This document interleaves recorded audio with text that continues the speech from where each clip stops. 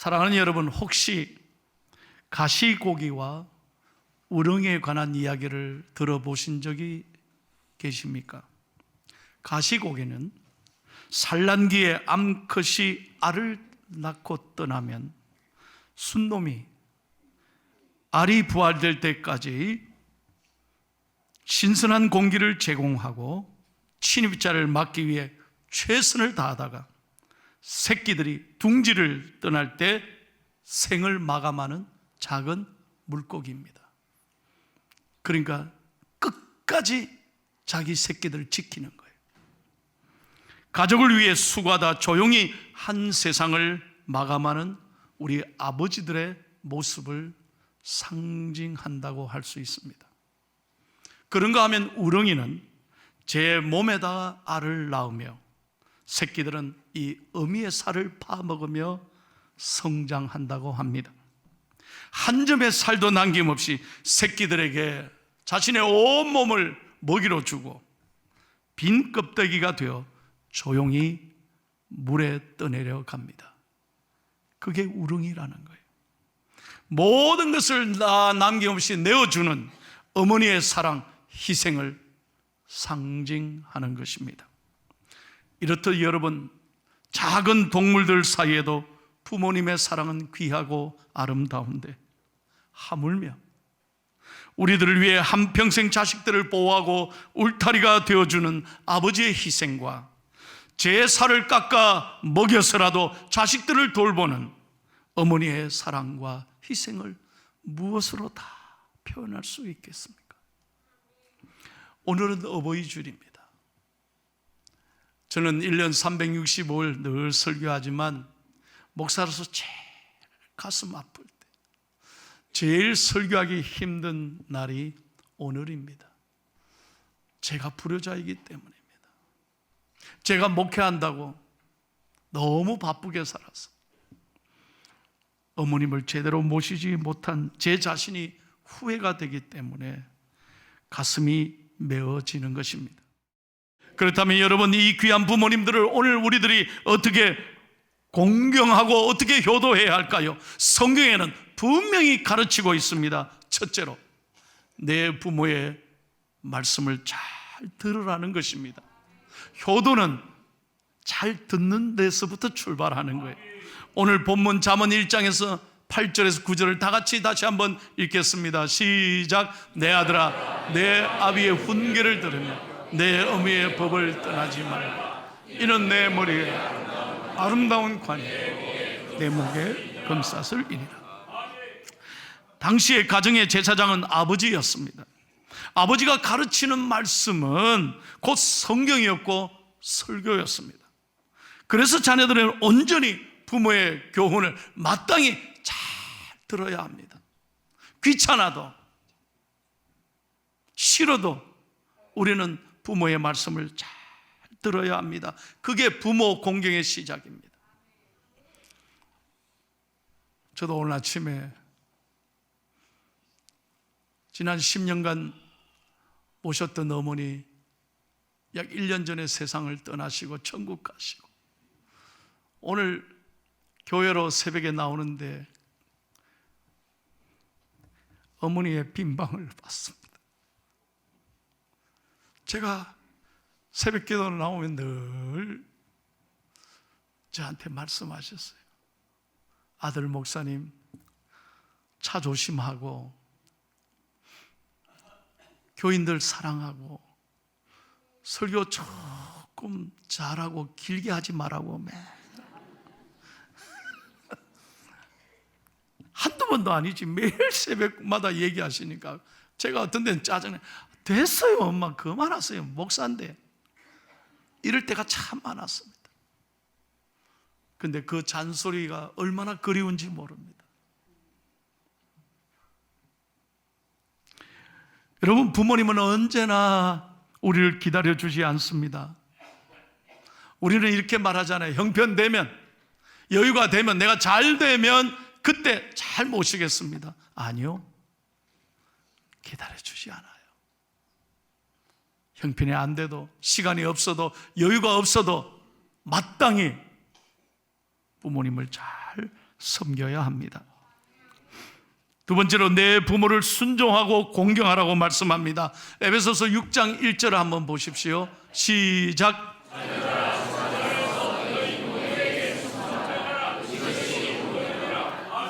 주 안에서 그랬습니다. 무슨 말입니까? 우리가 주님을 믿기 때문에 더욱 하나님이 살아계심을 믿는다면 마땅히 믿음으로 잘 섬겨야 한다는 것입니다. 생각해 보세요.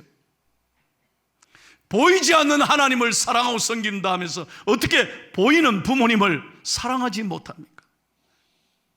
그게 예수 잘 믿는 걸까요? 아니라는 것입니다. 세상 사람들이 아무리 풍조가 그렇다 할지라도 우리 예수 믿는 사람은 마땅히 부모님을 공경해야 합니다. 그것이 축복받는 비결입니다. 여러분, 기독교는 효도의 종교입니다. 예수님 보세요. 끝까지 아버지의 말씀대로 순종하셨습니다. 기꺼이 십자가에 목숨을 다 내어 주었습니다. 그렇게 아버지의 뜻에 따랐습니다. 그리고 십자가에 그 고통에 달려 죽으시면서 육신의 어머니를 생각하고 자기 어머니를 제자들에게 부탁했지 않습니까? 보라, 네 어머니라 그랬어요. 그렇게 하나님은 예수님을 가장 기뻐하셨습니다. 다시 말하면 하나님을 섬기듯 그렇게 육신의 부모를 섬기라는 거예요. 여러분, 그러므로 효를 가르쳐야 합니다. 여러분들이 부모님께 잘하면 할수록 여러분 자녀들이 훗날 우리가 나이가 들었을 때, 우리가 늙었을 때 자식에게 대접받기 때문입니다. 그러므로 효도는 내가 사랑받는 길이에요. 내가 축복받는 길이에요. 성경에 보세요. 부모를 공경하지 않는 사람을 하나님이 축복하신 적이 없습니다. 반드시 하나님은 불효자들을 심판하십니다. 부모님께 효도하는 가정은 자식이 너무 놀라운 축복을 받습니다. 자손 대대로 복을 받습니다. 그러나 부모의 마음을 아프게 하고 불효하는 가정에 자식이 잘 되는 것 저 보지 못했어요. 자잘못을 떠나서 내게 물려주신 것 없어도, 돈이 없어도, 많이 배우시지 못해도 마땅히 우리가 존재하는 이유는 부모님의 사랑 때문인 것입니다. 그래서 마땅히 공경해야 합니다. 창세기 9장 보십시오. 노아라고 하는 당대의 가장 믿음의 어른이었던 노아가 아들 3명이 있었어요. 함, 셈, 야벳이었잖아요. 그런데 그 노아가 실수했습니다. 대낮부터 취해가지고 벌렁 들어누워서 주정을 부리고 있잖아요. 그것도 옷을 다 벗고. 여러분, 자식 3명이 어떤 반응을 보였습니까?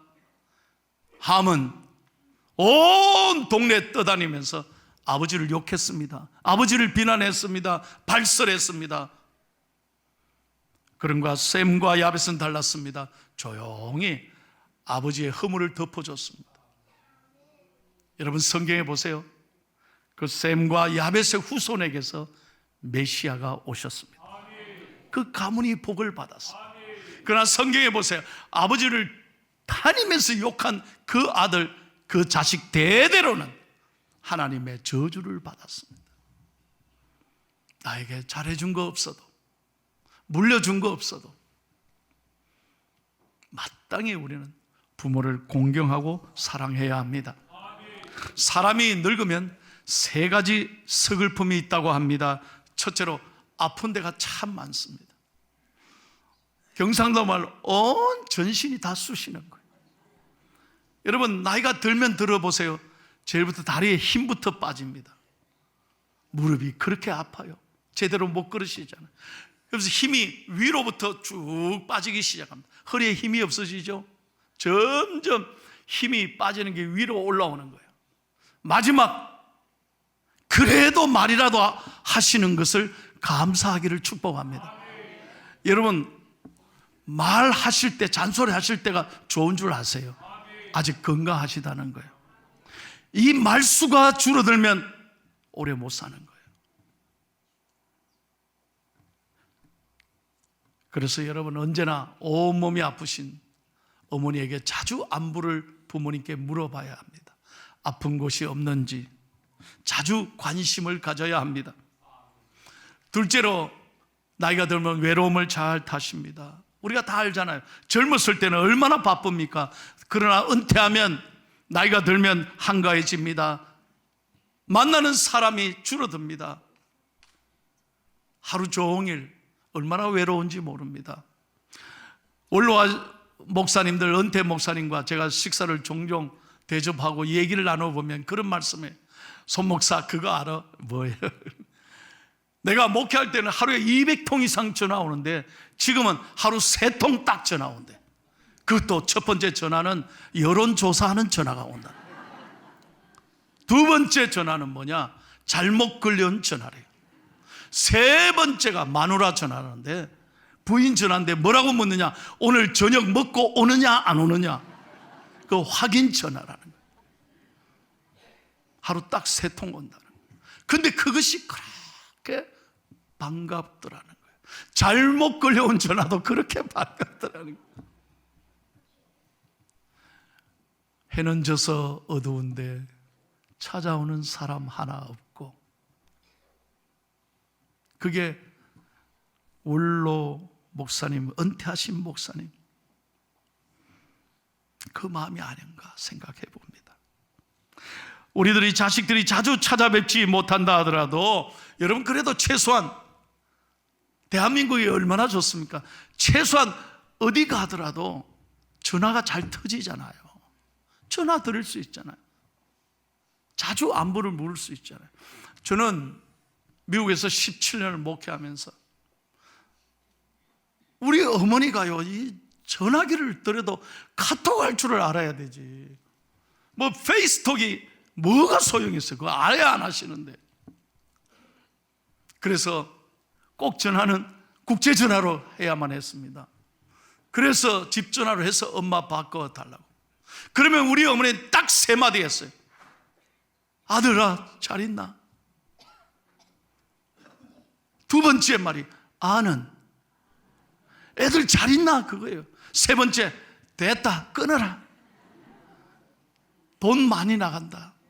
돈 든다. 아들이 돈 들까봐. 아이 어머니 좀 기다리세요. 아이 됐어. 얼마나 가슴이 메어지는지. 자나깨나 자식 생각해서 그 전압이 뭐라고.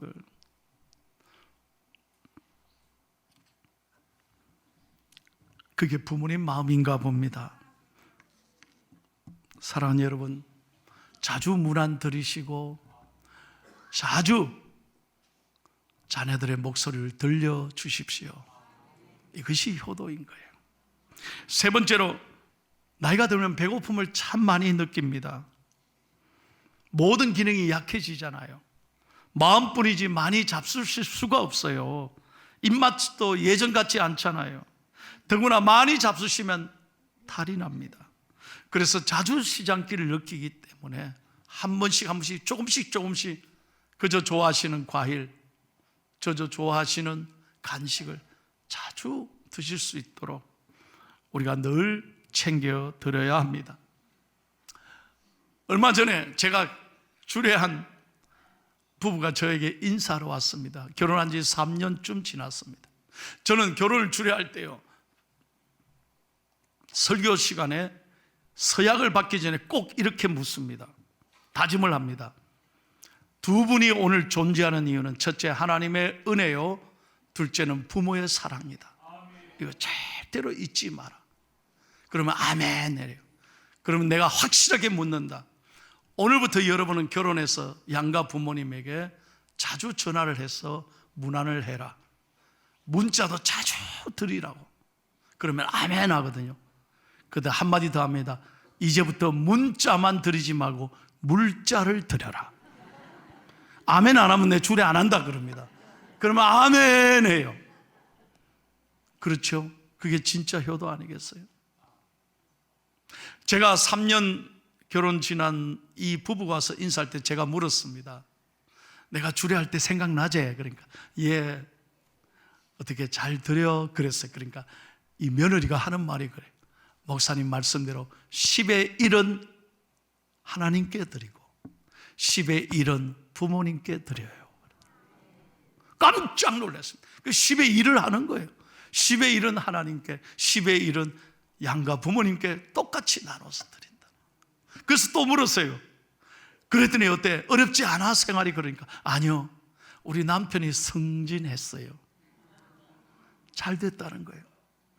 부인도 괜찮게 번대요. 얼마나 행복한지 몰라요. 하나님 앞에 10의 1을 바치는 거잖아요. 사실은 1은 하나님께, 1은 부모님께. 그래도 하나님이 더 많은 것으로 채워주시더라 이 말이에요. 여러분, 그렇습니다. 성경의 그대로입니다. 우리가 부모에게 효도하면 여러분, 하나님은 여러분 이 땅에서 잘 되게 해주십니다. 할렐루야. 믿으시면 아멘 하십시오. 마지막으로 네 부모를 즐겁게 하라. 이것이 효도라는 거예요. 잠언 15장 20절을 읽겠습니다. 시작.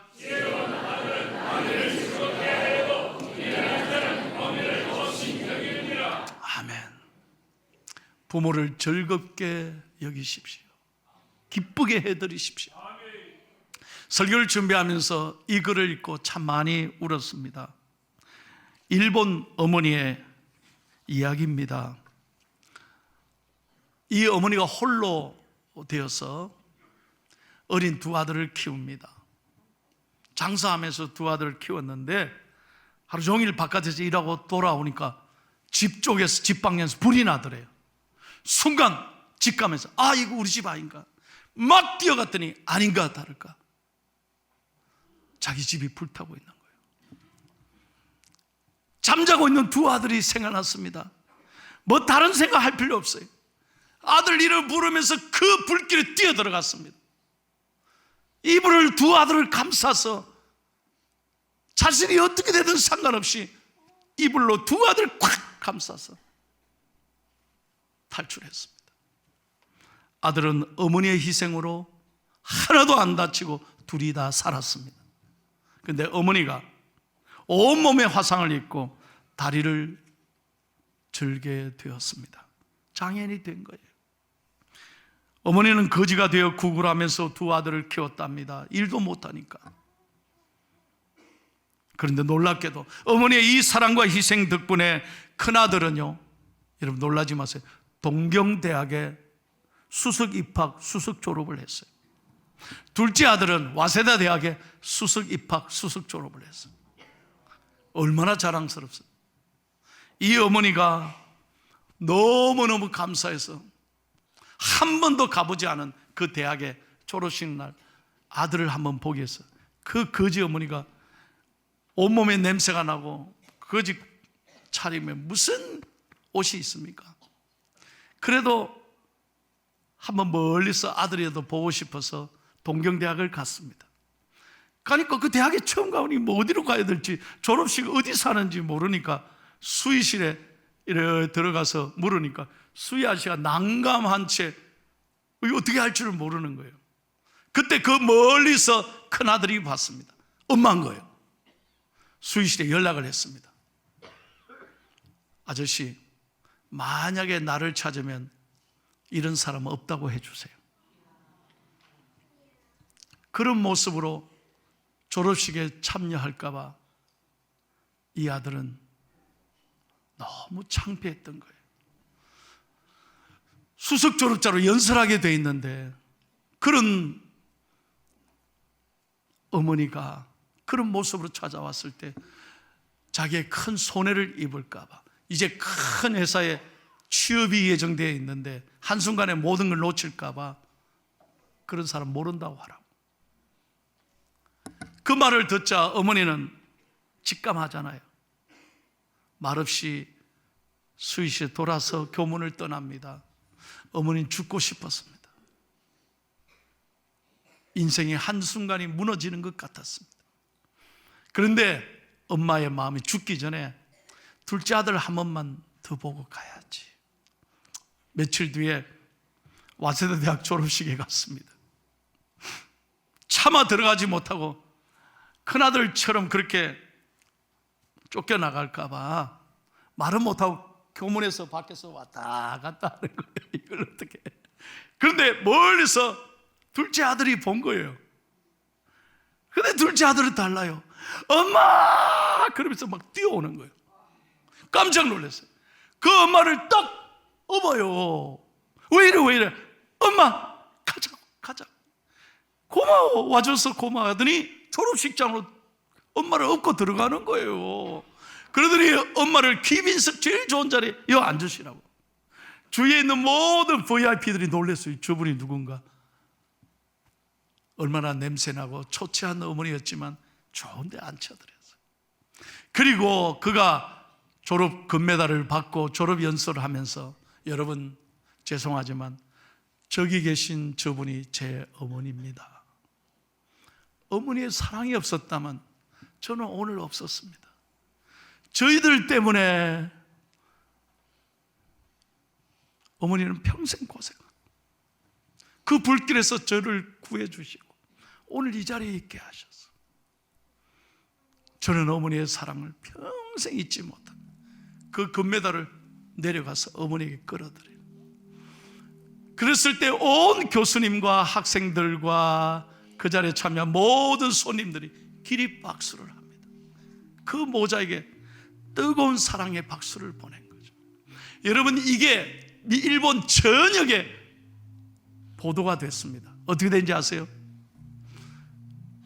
엄마를 무시하고 쫓아낸 그 큰아들은요, 그 회사가 알고 우리 회사에 들어오지 마십시오. 취업을 거절당했어요. 당신 같은 아들은 필요 없습니다. 쫓아내버렸어요. 그런데 둘째 아들은요, 큰 회사의 오너가, 회장님이 당신을 우리 회사에 모시고 싶습니다 해서 데리고 가서 자기 딸을 줬어요. 사위 삼은 거예요. 큰 회사의 사위가 되어서 훗날 이 회사의 사장이 됐다는 거예요. 사랑하는 성도 여러분, 어머님이 내게 해주시지 않아도, 부모님이 내게 참 힘들게 하고 가슴 아프게 해도 어머니를 무시하지 마세요. 부모님을 경멸하지 마십시오. 우리가 존재하는 이유는 하나님의 사랑, 부모님의 사랑 때문인 거예요. 귀하게 여기십시오. 존경하십시오. 마땅히 공경하고 받으십시오. 그러면 여러분의 앞길이 잘 될 것입니다. 마지막으로 여러분에게 꼭 목사로서 부탁하고 싶은 말이 있습니다. 그것은 다름 아니라 진정한 효도는 여러분의 부모님을 지옥에 보내서는 안 된다는 거예요. 꼭 예수 믿게 해드려야 돼요. 그래서 천국 가시도록 여러분의 부모님의 영혼을 구원받게 하는 일이 얼마나 소중한 일을 깨닫고 끝까지 기도하시기를 주님의 이름으로 축복합니다. 기도하고 전도하면 하나님께서 이루실 것입니다. 제가 매주 장례식에 가잖아요. 가장 가슴 아플 때가 예수 믿지 않고 그렇게 세상 떠났을 때 자식들이 얼마나 후회하고 가슴 치는지 많은 눈물을 흘리더라고요. 제가 할 말씀이 없었어요. 여러분의 사랑하고 존경하는 부모님들 꼭 기도하시고 복음을 전해서 한 번도 지옥 가지 마시고 천국 떠나는 날 그날까지 강건하게 살아가시기를 예수님의 이름으로 축복합니다.